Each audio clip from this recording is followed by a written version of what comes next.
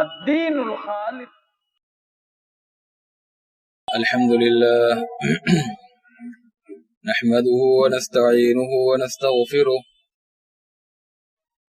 ونعوذ بالله من شرور أنفسنا ومن سيئات أعمالنا. من يهده الله فلا مضل له ومن يضلل فلا هادي له، وأشهد أن لا إله إلا الله وحده لا شريك له، وأشهد أن محمدا عبده ورسوله. يا أيها الذين آمنوا اتقوا الله حق تقاته ولا تموتن إلا وأنتم مسلمون. يا أيها الناس اتقوا ربكم الذي خلقكم من نفس واحدة وخلق منها زوجها وبث منهما رجالا كثيرا ونساء. واتقوا الله الذي تساءلون به والأرحام، إن الله كان عليكم رقيبا. يا أيها الذين آمنوا اتقوا الله وقولوا قولا سديدا يصلح لكم أعمالكم ويغفر لكم ذنوبكم، ومن يطع الله ورسوله فقد فاز فوزا عظيما. أما بعد، فإن خير الحديث كتاب الله، وخير الهدي هدي محمد صلى الله عليه وسلم، وشر الأمور محدثاتها، وكل محدثة بدعة، وكل بدعة ضلالة، وكل ضلالة في النار. أعوذ بالله من الشيطان الرجيم. بسم الله الرحمن الرحيم. قاف والقرآن المجيد، بل عجبوا أن جاءهم منذر منهم فقال الكافرون هذا شيء عجيب. أإذا متنا وكنا ترابا ذلك رجع بعيد. قد علمنا ما تنقص الأرض منهم وعندنا كتاب حفيظ. بل كذبوا بالحق لما جاءهم فهم في أمر مريج. أفلم ينظروا إلى السماء فوقهم كيف بنيناها وزيناها وما لها من فروج. والأرض مددناها وألقينا فيها رواسي وأنبتنا فيها من كل زوج بهيج، تبصرة وذكرى لكل عبد منيب. ونزلنا من السماء ماء مباركا فأنبتنا به جنات وحب الحصيد، والنخل باسقات لها طلع نضيد، رزقا للعباد وأحيينا به بلدة ميتا كذلك الخروج. كذبت قبلهم قوم نوح وأصحاب الرس وثمود وعاد وفرعون وإخوان لوط وأصحاب الأيكة وقوم تبع، كل كذب الرسل فحق وعيد. أفعينا بالخلق الأول بل هم في لبس من خلق جديد. وقال الله تبارك وتعالى في كلامه المجيد والفرقان الحميد: انظر كيف فضلنا بعضهم على بعض وللآخرة أكبر درجات وأكبر تفضيلا. وقال تعالى في موضع آخر: ولكل درجات مما عملوا وليوفيهم أعمالهم وهم لا يظلمون. معزز حاضرین جمعہ، دینی اور اسلامی بھائیوں، عزیز نوجوان دوستوں، اس دنیا میں انسان ایک وقت مقررہ تک کے لیے آیا ہے، جہاں اس کی رزق و روزی اور اس کی زندگی کا سامان کر دیا گیا ہے۔ اس کے بعد ایک وقت ایسا آئے گا کہ انسان اس دار فانی سے دار آخرت کی طرف، جو ہمیشگی والا گھر ہے، اس کی طرف رخصت ہو جائے گا، اور ہر وہ شخص جو ایمان اور عمل صالح کی دولت سے مالا مال ہو کر اللہ کی جناب میں پہنچے گا، وہی شخص کامیاب ہوگا۔ اور یہ بہت بڑا قاعدہ اور حقیقت ہے، جیسی کرنی ویسی بھرنی۔ ہم جس دنیا میں جو بوئیں گے وہی آخرت میں کاٹیں گے۔ ایسا نہیں ہے کہ اہل ایمان کو اہل کفر کے ساتھ ایک درجے میں رکھا جائے، یا اہل کفر کو اہل ایمان کے ساتھ ایک درجے میں رکھا جائے۔ اللہ تبارک و تعالی قرآن مجید میں بیان فرماتا ہے، افمن اتبع رضوان اللہ کمن باء بسخط من اللہ ومأواہ جہنم وبئس المصیر ہم درجات عند اللہ واللہ بصیر بما یعملون۔ کیا وہ شخص جو اللہ تبارک و تعالی کی رضا اور رضوان کے درپے ہے، جو اللہ تبارک و تعالی کی خوشنودی کا متلاشی، اس شخص کے برابر ہو سکتا ہے، اس شخص کے ہم پلہ ہو سکتا ہے جو اللہ تبارک و تعالی کی ناراضگی لے کر لوٹتا ہے، اللہ تبارک و تعالی کو ناراض کر کے اللہ کی بارگاہ میں آئے گا، جبکہ ناراض کرنے والے کا ٹھکانہ جہنم ہے، ومأواہ جہنم وبئس المصیر، اور یہ بدترین ٹھکانہ ہے۔ ہم درجات عند اللہ، ان سب کے لیے اللہ تبارک و تعالی کے ہاں الگ الگ درجے، الگ الگ درجے۔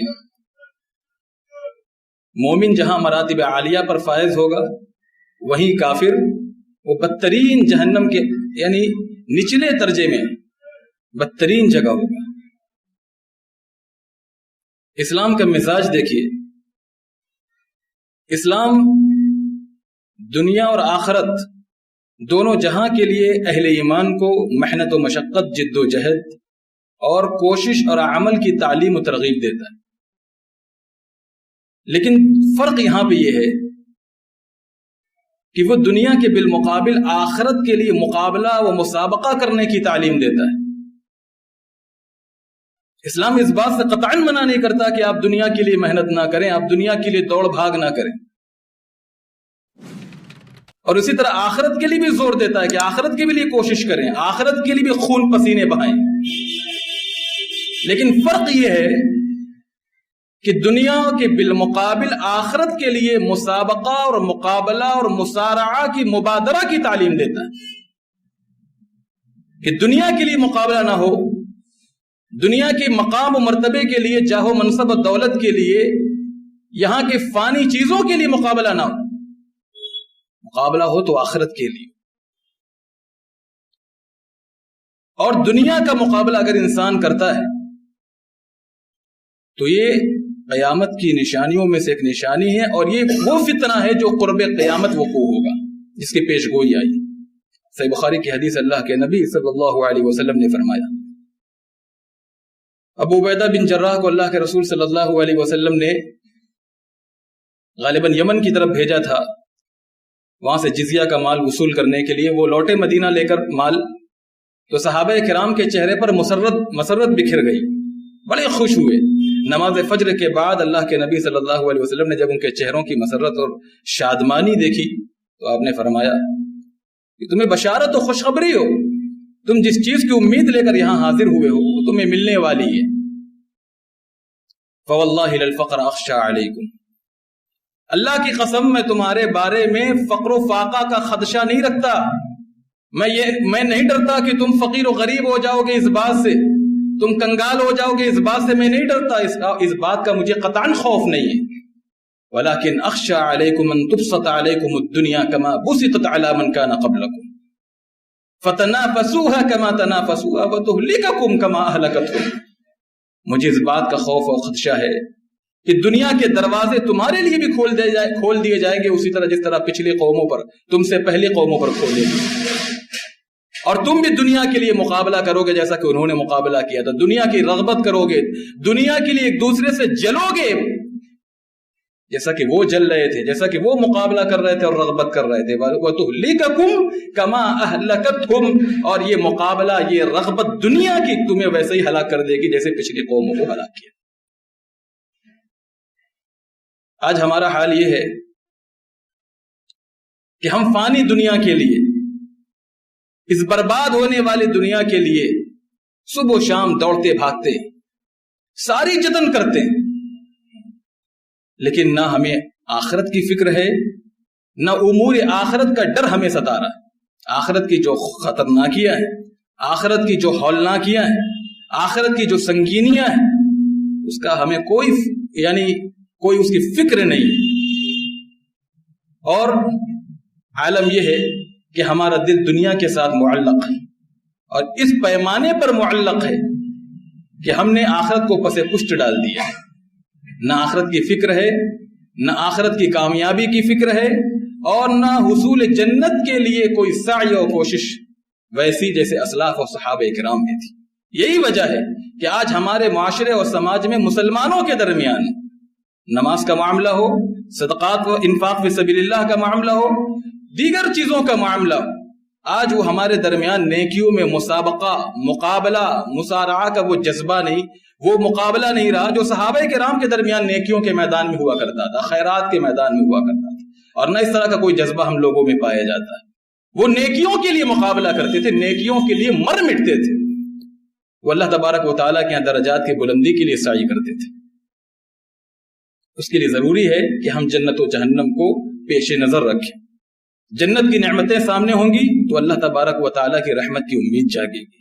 جہنم کے عذاب، جہنم کی خطرناکیاں اور ہولناکیاں سامنے ہوں گی تو انسان کے دل میں گناہوں کا خوف، گناہوں سے بچنے کا جذبہ ہوگا، اللہ تبارک و تعالیٰ کا خوف پیدا ہوگا، اور انسان اس طرح آخرت میں اپنی بہترین تیاری اللہ رب العالمین کے ہاں پیش کر سکے گا.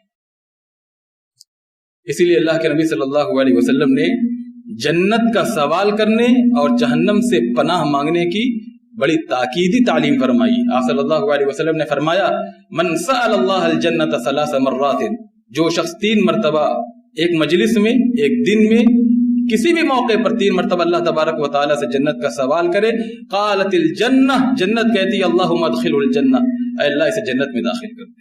ومن استجار من النار 3 مرات، اور جو شخص دن و رات میں 3 مرتبہ اللہ تبارک و تعالیٰ سے جہنم کی پناہ طلب کرتا ہے، جہنم کی پناہ طلب کرتا ہے یا جہنم سے پناہ طلب کرتا ہے اللہ تبارک و تعالیٰ سے، تو اللہ تبارک و تعالیٰ سے جہنم کہتی ہے قالت النار اللہم اجرہ من النار، اے اللہ اسے جہنم سے بچا لے. تو یہ جہنم اور جنت ایسی چیز ہے کہ انسان کی ساری دنیا کی نعمتیں، آسائشیں، آرام جو انسان دنیا میں حاصل کرتا ہے، قیامت کے دن جب وہ جہنم کا ایک غوطہ کھائے گا تو دنیا کی ساری آسانیاں، ساری آرائش، سارے آرام بھلا دے گا. اور دنیا کی جو پریشانیاں ہیں، آپ نیکوکاری اور اللہ کی بندگی کی زندگی گزار رہے ہیں، اخلاص کے ساتھ اللہ تبارک و تعالیٰ کے احکام و فرامین پر کے پابند ہو کر زندگی گزار رہے ہیں، خواہ اس راہ میں کتنی رکاوٹیں آئیں، پریشانیاں آئیں، کتنے صبر و تحمل کی زندگی آپ کو گزارنی پڑے، آپ جنت کا ایک غوطہ کھائیں گے دنیا کی ساری پریشانیاں آپ کو بھلا دی جائیں گی. صحیح مسلم کی روایت ہے، اللہ کے نبی صلی اللہ علیہ وسلم نے فرمایا، یوتا بعنم اہل الدنیا من اہل النار یوم القیامہ فیسبغ فی النار صبغۃ ثم یقال یا ابن آدم هل رأیت خیرا قط هل مر بک نعیم قط قال لا یا واللہ یا ربی. اللہ کی بارگاہ میں قیامت کے دن دنیا کا وہ شخص جس نے اپنی ساری زندگی بہترین آرائش اور آسانی اور آرام میں گزارا ہوگا، سب سے بہترین نعمتوں میں گزاری ہوگی دنیا کی زندگی، اللہ تبارک و تعالیٰ کی بارگاہ میں لایا جائے گا اور اسے جہنم کا ایک غوطہ دیا جائے گا.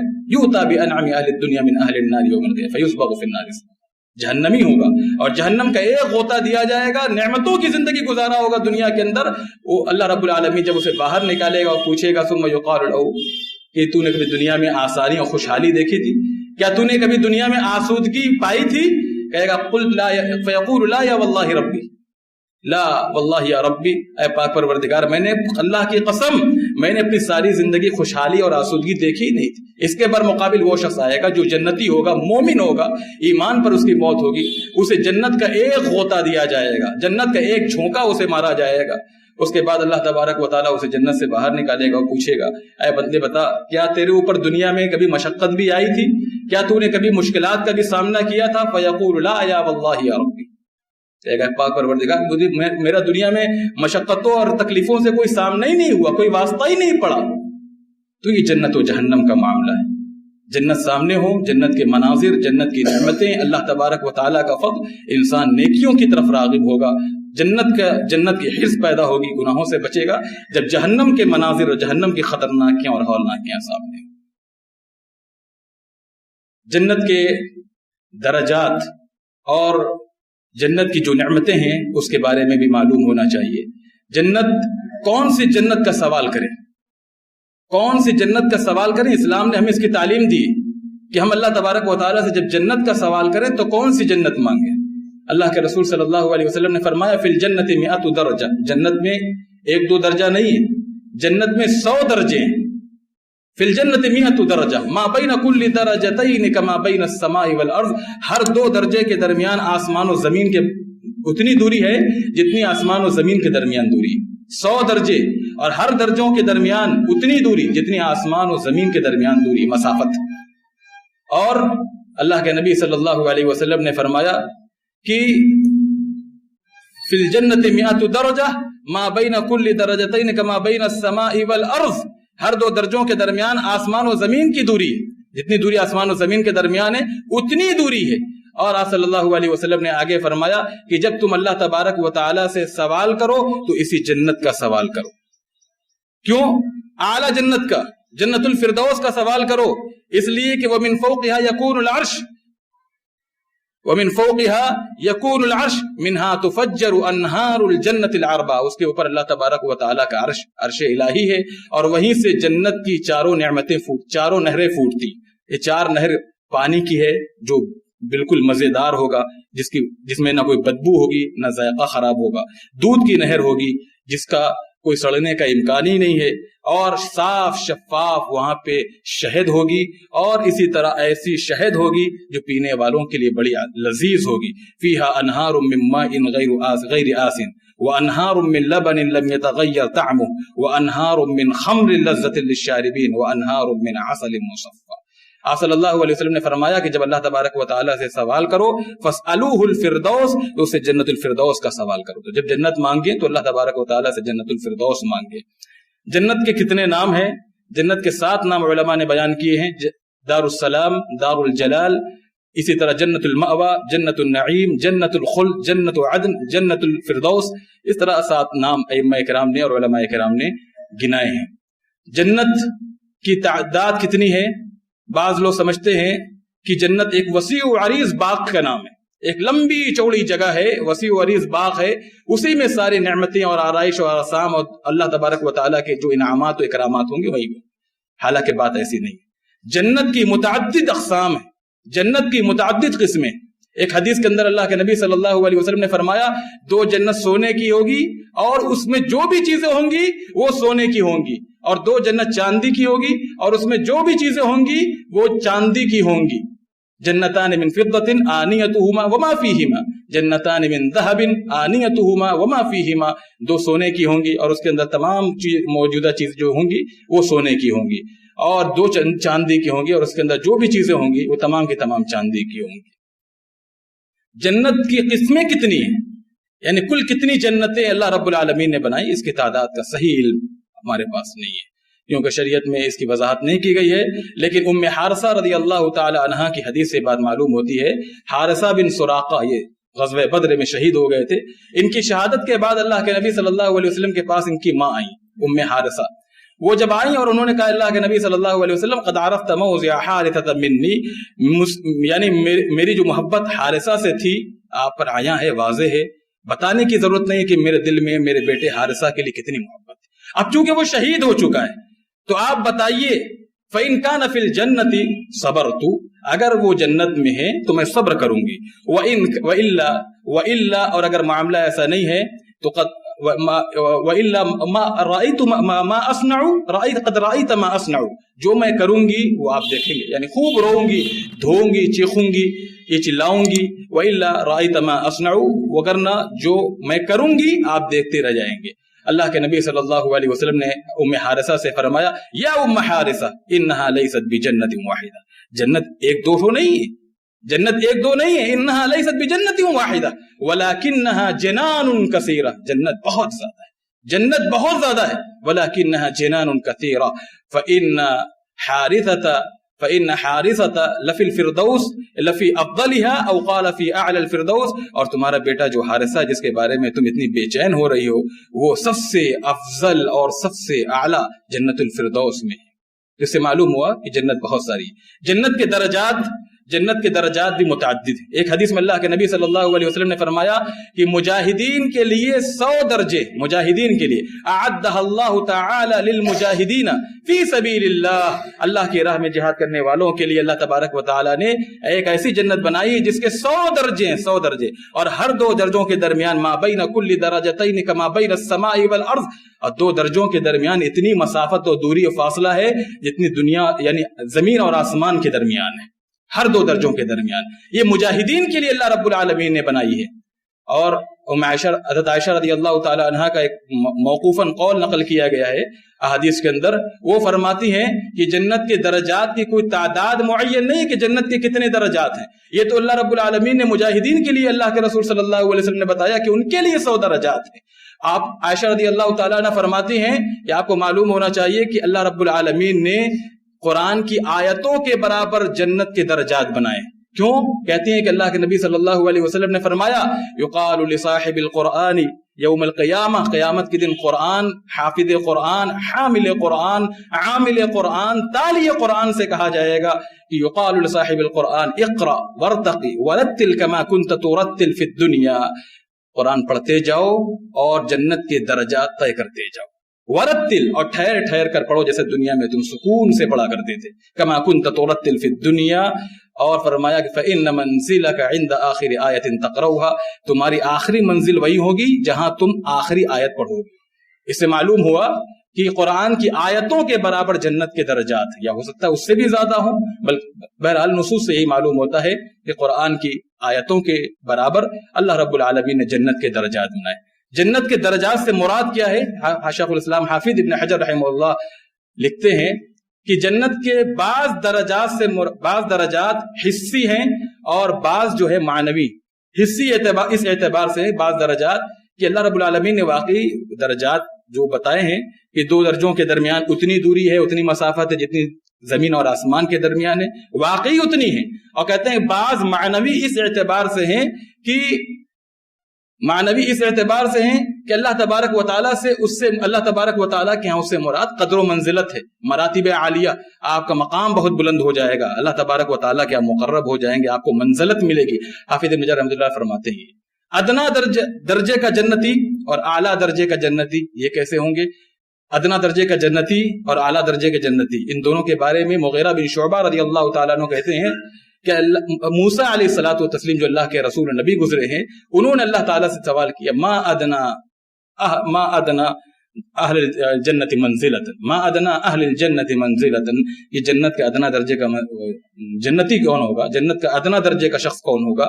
ما ادنا اہل الجنت منزلۃ، ادنا درجے کا جنتی کون ہوگا؟ تو اللہ کے نبی صلی اللہ علیہ وسلم فرماتے ہیں کہ اللہ رب العالمین نے موسیٰ علیہ الصلوۃ والتسلیم کے جواب میں فرمایا کہ وہ شخص ہوگا جب جنت میں تمام لوگ چلے جائیں گے تب جہنم سے نکالا جائے گا اور اسے جنت میں داخل کیا جائے گا۔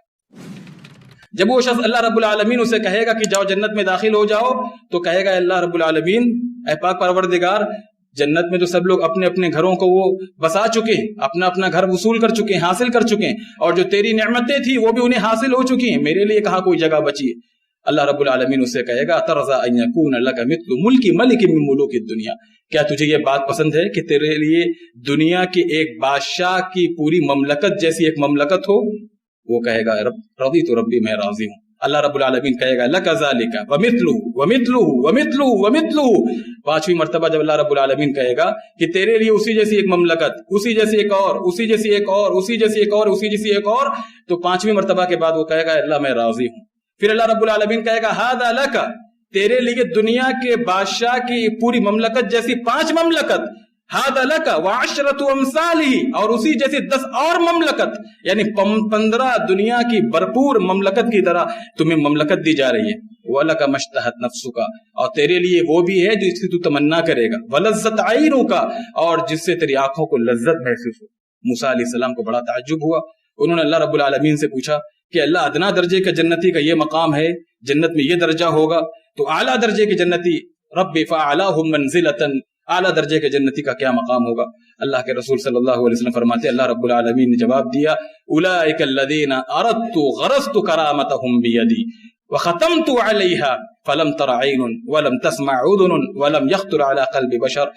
یہ وہ لوگ ہیں جن کو میں نے چن لیا ہے اور جن کے مقام و مرتبہ پر میں نے مہر لگا دی ہے، جن کی عزت کو میں نے گاڑ دیا ہے، اس میں کوئی تبدیلی نہیں ہونے والی ہے. وختمت علیہا ولم تر عین، اور ان کے لیے ہم نے وہ نعمتیں تیار کر رکھی ہے جو نہ کسی آنکھ نے دیکھی ہے. ولم تسمع اذن، اور نہ کسی کان نے اس کے بارے میں کچھ سنا ہے.